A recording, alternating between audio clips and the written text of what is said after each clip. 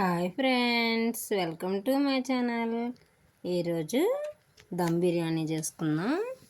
అందుకు ముందుగా చికెన్ని శుభ్రంగా క్లీన్గా కడుక్కొని ఒక దబర్లో తీసుకొని పసుపు, కారం, ఉప్పు, కొత్తిమీర, పుదీనా, పచ్చిమిర్చి, 4 ఆనియన్స్, బిర్యానీ ఆకు,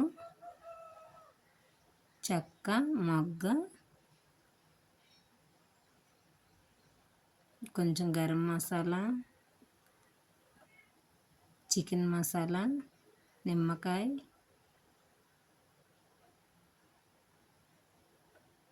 రెండు కేజీల చికెన్ అన్నమాట. ఇది ఈ విధంగా అన్నీ వేసి కలిపి పెట్టుకోవాలి.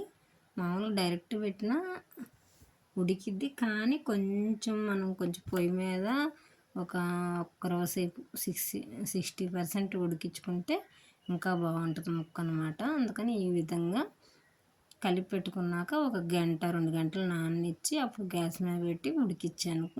60% ఉడికినాక పక్కన పెట్టుకున్నాను చికెను. అంతలోకి ఇంకో దబర్లో బియ్యం కలిపైనా పోసుకోవచ్చు, ఎసురు లేకపోతే ఎసురు తెరినాకైనా వేసుకోవచ్చు. దాంట్లోనే బిర్యానీ ఆకు, చెక్క, మొగ్గ, జాపత్రి, అదేదో అనాస పువ్వు ఏదో అంటారు, అది నాకు బాగా తెలియదు. ఆ పువ్వు బిర్యానీకి సంబంధించిన మసాలాలన్నీ వేసుకుంటే ఆ ఫ్లేవర్ పట్టిద్ది అనమాట. అందుకని ఆ విధంగా వేసి ఒక నిమ్మ చెక్క పిండాము. ఇదిగోండి మా పెద్ద కొడుకు నేను చేస్తాను పిన్ని అని చేస్తున్నాడు.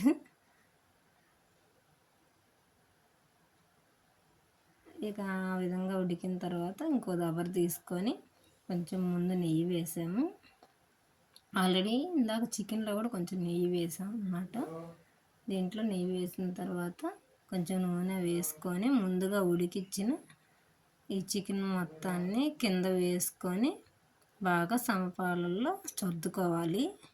అది కొంచెం బాగా సర్దుకున్న తర్వాత ఈ బియ్యం తీసి దాని మీద వేసుకోవాలి. కొంతమంది ఏంటంటే కొంచెం చికెన్ వేసి బియ్యం వేసి మళ్ళీ చికెన్ వేసి బియ్యం అట్లా వేస్తారు, కానీ ఈ విధంగా అయితే బాగా ఉడుకుతుంది.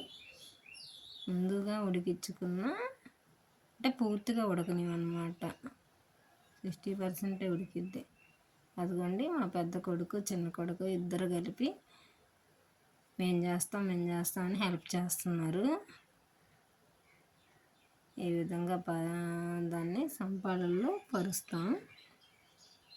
కొంచెం కొత్తిమీర, పుదీనా మధ్యలో వేస్తాము. కొంచెం ముందుగా వేగించిన ఆనియన్స్ కూడా వేసాము. ఈ విధంగా చద్దుతాము.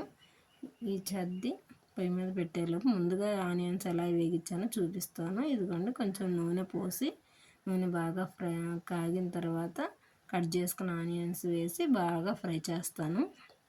ఇవి బాగా ఫ్రై అయినా పక్కన పెట్టుకొని ఇందాక రైస్ వేసేటప్పుడు కలిపాను అన్నమాట. ఈ విధంగా అన్నీ వేగించుకొని పక్కన ఉంచుకొని అలా చేశాను.